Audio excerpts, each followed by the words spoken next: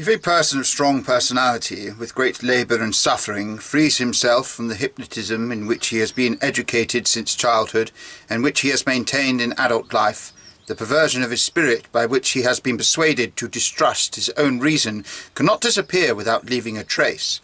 Just as in the physical world, the poisoning of an organism with a strong toxin cannot vanish without leaving any trace. Having freed himself from the hypnotic influence of this deceit, such a person, hating the falsehood from which he has just released himself, naturally adopts the doctrine of the leading figures, according to which religion is regarded as one of the chief impediments to man's advance along the path of progress.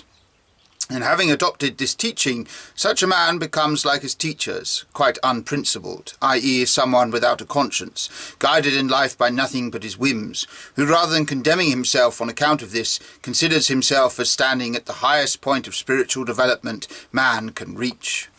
This is what happens to people with very strong personalities.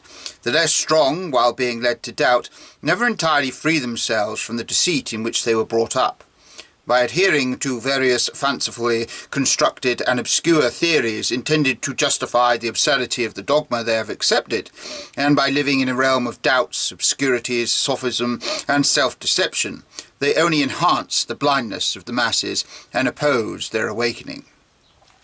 However, the majority of people, lacking the strength and the opportunity to struggle against the assurances forced upon them, will live and die for generation after generation in the same way as they live now, deprived of man's highest blessing, a truly religious understanding of life. And they will always be no more than the passive tools of the classes who rule over them and deceive them.